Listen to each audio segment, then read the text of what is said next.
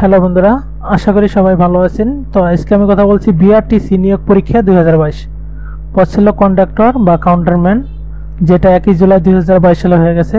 তো পরীক্ষাটা ছিল এমসিকিউ পরীক্ষা। সময় ছিল 60 মিনিট, পূর্ণমান ছিল 50 মার্ক। এই সম্পূর্ণ সমাধান করব, সাথেই থাকবেন। প্রথমে 1 নম্বরে ছিল বিনার ধ্বনি কি? বিনার ধ্বনি হচ্ছে নিক্কণ। পরে ছিল দুধের মাছির সমর্থক বাগধারা কোনটি? তো এটা হবে বসন্তের কোকিল। পরে ছিল অন্ধকারের প্রতিশব্দ কি? তো এটা হবে তিমির। পরে ছিল রেস্তোরাঁ কোন ভাষার শব্দ? এটা হবে ফরাসি শব্দ। আচ্ছা, পরে 5 নম্বরে ছিল কাজী নজরুল ইসলাম কত সালে জন্মগ্রহণ করেন? এটা হবে 1899 সালে। পরে শেষের কবিতা কি? এটা একটা উপন্যাস। পরে ছন্দের জাদুকর কাকে বলা হয়? তো এটা হবে সত্যেন্দ্রনাথ দত্তকে বলা হয়। পরে ছিল বর্ণমালায় অর্ধমাত্রা বর্ণ কয়টি? তো এটা হবে 8টি। পরে 9 নম্বরে ছিল কোনটি বিশেষণ বাচক শব্দ? তো এখানে 4টা অপশন দেওয়া ছিল। এখানে বিশেষণ বাচক শব্দ হচ্ছে জীবনী। পরে ছিল কোনটির 2টি স্ত্রীবাচক শব্দ আছে? তো এখানে বর শব্দটির 2টি স্ত্রীবাচক শব্দ রয়েছে। পরে ছিল কোন বহুবাচক প্রত্যয়টি উন্নত প্রাণীবাচক শব্দে ব্যবহৃত হয়? তো এটা হবে বিন্দু। পরে ছিল নীল আকাশ কি বাচক নাম বিশেষণ? তো এটা হবে রূপবাচক। যে ব্যক্তি দুহাত সমান চলে, তো এটা হবে সব্যসাচী। পরে ছিল look into meaning. Look into মানে খোঁজা, তো এটা হবে সার্চ। তো এই প্রশ্নটার মতামত অনেকের ভিন্ন আছে। Which one is correct? তো এখানে কারেক্ট হচ্ছে ডিকশনারি, বানানটা DICTHONARY। পরে ছিল what is the past form of been? তো বিনের পাস্ট ফর্ম হচ্ছে ওয়াজ। তো এখানে 4টা অপশন দেওয়া ছিল, এর ভিতরে ওয়াজ ছিল পাস্ট ফর্ম। 17 নম্বর ছিল হুইচ ওয়ান ইজ ওয়ার? তো এখানে 4টা অপশন দেওয়া ছিল, এখানে ভিন্নত্ব শব্দ ছিল ক্লথ। পরে ছিল what is the antonym of freedom? তো ফ্রিডম মানে স্বাধীনতা, এর বিপরীত শব্দ হচ্ছে স্লেভারি, যার অর্থ দাসত্ব। পরে ছিল আই শট এন ড্যাশ, তো এটা হবে ডিয়ার। পরে রাইট দ্য রং, ভুলটাকে সঠিক করো, তাহলে এখানে হবে ভার্ব, রাইট হচ্ছে ভার্ব।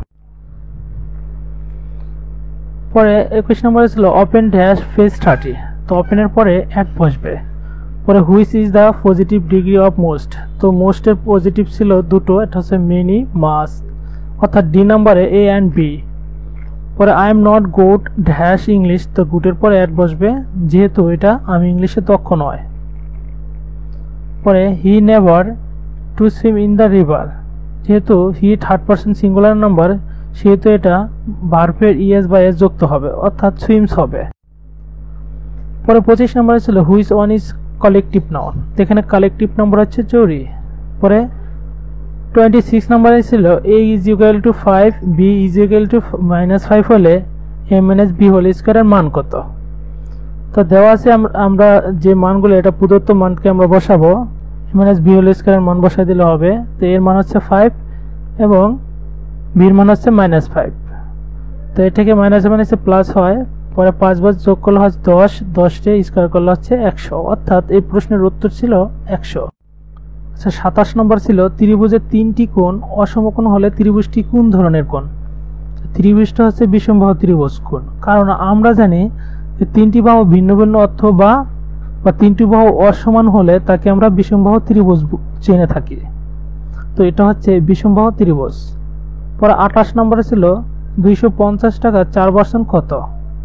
250 টাকার বলতে আমরা গুণ বুঝে থাকি, আর 4% বলতে আমরা 4/100 বুঝে থাকি। তাহলে 250 এবং 100 দিয়ে আমরা 50 দিয়ে কাটাকাটি করব, তাহলে উপরে হবে 5, নিচে হবে 2, 2 দিয়ে আবার উপরে 4 দিয়ে আমরা কাটাকাটি করব। এভাবে 2 দিয়ে এবং 5 দিয়ে গুণ করলে হচ্ছে 10, অর্থাৎ এই প্রশ্নের উত্তর ছিল 10।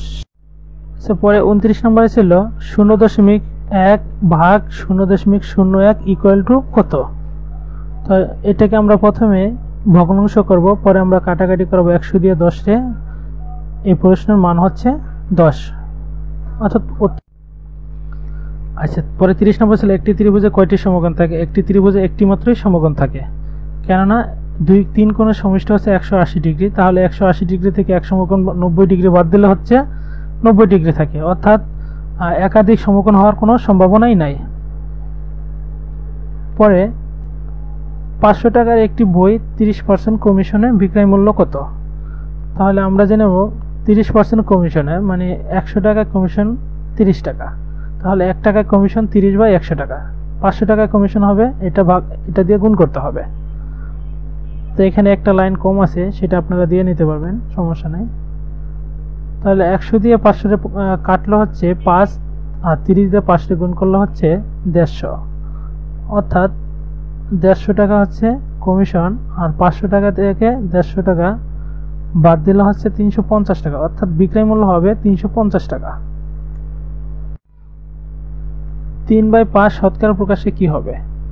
3/5 মানে শতকরা মানে 100 দিয়ে গুণ করব, তাহলে আমরা পাবো শতকরা প্রকাশে 5 দিয়া 100 দিয়ে কাটলে হচ্ছে 20, 20 দিয়ে 3 দিয়ে গুণ করলে হচ্ছে 60, অর্থাৎ 60% হচ্ছে এই প্রশ্নের।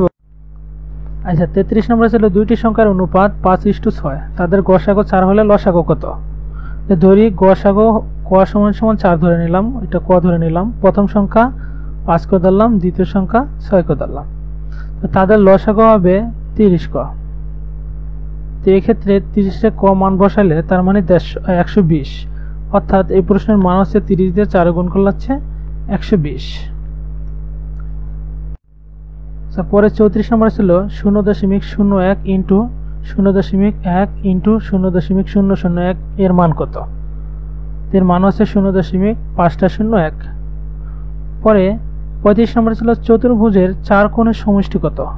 আমরা জানি 4 কোণের সমষ্টি হচ্ছে 360 ডিগ্রি, যে কোনো চতুর্ভুজের 4 কোণের সমষ্টি হচ্ছে 360 ডিগ্রি। আচ্ছা, পরে 36 নম্বর ছিল কোন সংখ্যার 4/7 অংশ সমান 80 হবে। তো ধরে নিলাম সংখ্যাটি হচ্ছে ক, তাহলে শর্ত মতে ক এর 4/7 অংশ বলছে, প্রশ্ন মতে সমান সমান বলছে 80, তাহলে ক এর বলতে আমরা গুণ বুঝে থাকি, তাহলে ক দিয়ে 4 গুণ করব, 4 ক এবং 4 ক বা 7 = 80, তাহলে 7 দিয়ে 80 কে গুণ করলে হচ্ছে 560, আর 4 দিয়ে 560 রে ভাগ করলে হচ্ছে 140, অর্থাৎ কর মান পেয়েছি বা সংখ্যাটি পেয়েছি 140। পরে 37 নম্বর ছিল 1 থেকে 20 পর্যন্ত মৌলিক সংখ্যা কয়টি? এটা হচ্ছে 8টি, 2, 3, 5, 7, 11, 13, 17, 19। পরে 38 নম্বর ছিল একটি বিদ্যালয় 126 জন ছাত্রছাত্রী বৃদ্ধি পাওয়ায় 14% ছাত্রছাত্রী বেড়ে গেল, বিদ্যালয়ের ছাত্রছাত্রীর সংখ্যা কত? তো 14 জন বেড়ে গেল 100 জনের ভিতরে, তাহলে একজন বেড়ে গেল 100/14 ভিতরে, 14 জনের ভিতরে।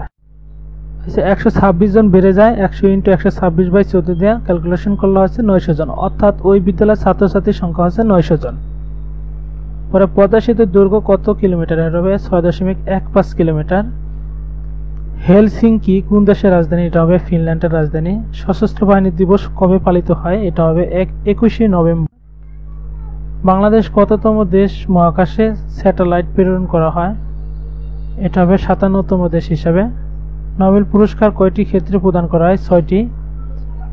ওয়ারী বটেশ্বর কোন জেলায়? এটা হবে নরসিংদী। জাতির পিতা বঙ্গবন্ধু শেখ মুজিবুর রহমান কোন উপজেলা জন্মগ্রহণ করেন? এটা হবে গোপালগঞ্জের টুঙ্গিপাড়া উপজেলা। এরপর 46 ছিল নিশির সূর্যের দেশ বলা হয় কোন দেশকে? এটা হবে নরওয়েকে। কোন দেশটি উর্বর বদ্বীপ হিসেবে পরিচিত? বাংলাদেশ, অর্থাৎ পৃথিবীর বৃহত্তম বদ্বীপ হচ্ছে বাংলাদেশ।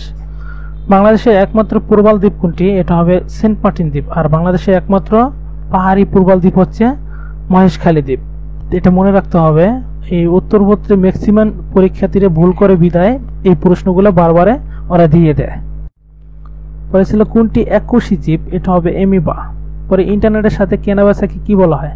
এটা হচ্ছে ই কমার্স, যেমন ইভালে, দারাজ, তারপরে বিক্রয়.com, এরকম জাতীয় যত কোম্পানি আছে এগুলো হচ্ছে ই কমার্স কোম্পানি। তাহলে সুপ্রিয় বন্ধুরা, সবাইকে অসংখ্য ধন্যবাদ সম্পূর্ণ ভিডিও দেখার জন্য। আমাদের পরবর্তী ভিডিও দেখার জন্য আমন্ত্রণ থাকবে। আর প্রশ্নপত্র যদি কারো লাগে তাহলে বলবেন, সেটা কমেন্টসের মাধ্যমে আমরা একটা ওয়েবসাইট দিব, সেই ওয়েবসাইট থেকে ডাউনলোড করে নিতে পারবেন বা দেখে নিতে পারবেন। আর উত্তরপত্রে কোনো যদি ভুল ত্রুটি হয়ে থাকে তাহলে সেটাকে ক্ষমা দৃষ্টিতে দেখে যথোপযুক্ত কমেন্টস করবেন, যাতে আমরা ওটা সংশোধন করার জন্য চেষ্টা করব। ধন্যবাদ। আসসালামু আলাইকুম।